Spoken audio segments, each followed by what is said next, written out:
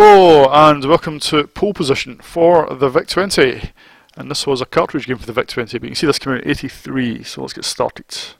So it's a conversion of the Namco coin-op, and let's stick with beginner for now.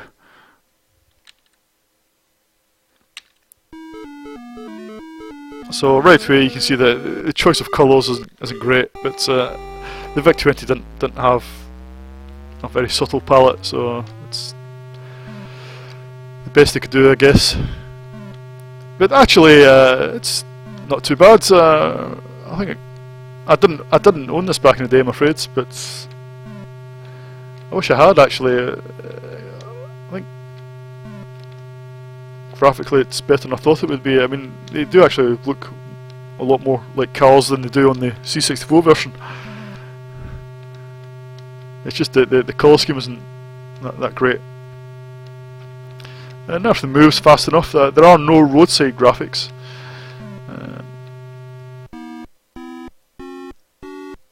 So the idea of the game is to get the best position you can in the qualifying stage and then do a few laps of the race. Now there isn't a choice of track in this version. I can't remember if the coin-op version had a choice of track. I know the C64 version does. So we're playing on beginner level here, and there's not that many other cars on the track. There's one, sometimes two cars on the track. There we go, it's two, which already makes it more frantic than some race games I've played. Yes, I'm looking at Turbo Outrun on the C64, which had one other car on the screen at the same time. But yeah, it's. I don't think. I mean, it's. When I first played this, I thought, yeah, it's a little.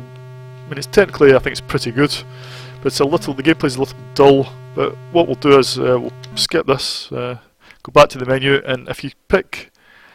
And well, I recommend if you play this, you start on intermediate. Don't start on beginner. But if you go to advanced and start the game.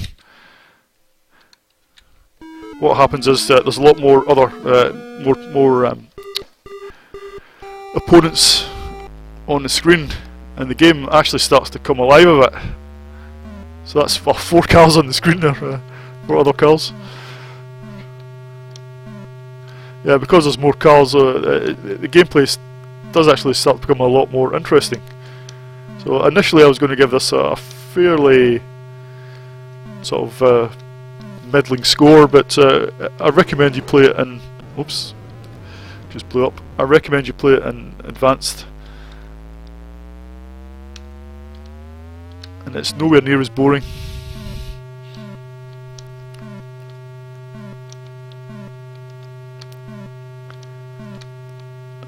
I actually prefer this to the C64 version that I've played a few times at this difficulty level. So I've qualified 5th.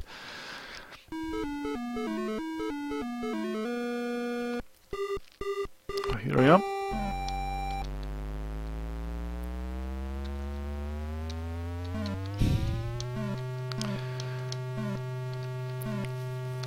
Yep, so technically it's pretty amazing really for a VIC-20 game, especially at 83, wow. It is a cartridge game, so I think it's, I'm not sure whether it's an 8 or 16K, I think you could have 8 or 16K cartridges. If somebody knows, leave a comment.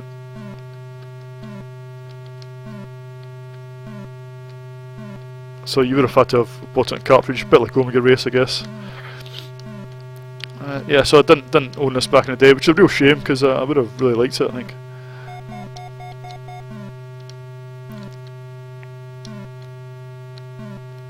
And there was not really that many race games on the VIC-20 to choose from.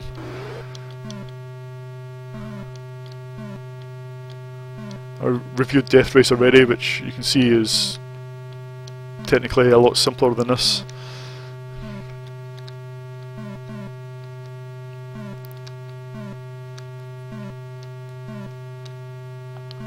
But yeah, I think the controls are also pretty good. They're a little slippery, but that makes it a bit more interesting to play. And it's sort of it's got that sort of slight inertia to it, where it's quite fine controls. Oh, so you can actually just squeeze between colours. It's got that level of control that it's. I certainly wasn't expecting on a VIC-20 version, but it's got the controls are much better than the C64 version. Yeah, but if you leave it sliding left or right long enough, it starts to speed up a bit.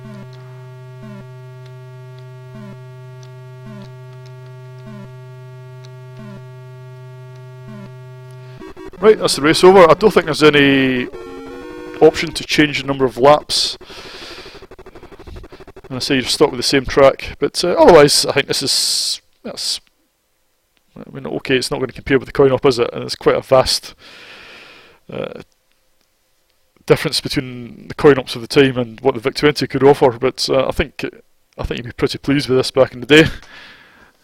I think it plays pretty well actually. Okay, there's not much variety, you probably get bored of it fairly quickly, but yeah, I think it's pretty good from a technical point of view and good from a gameplay point of view, so I'll give this 8 out of 10 and see you in the next video.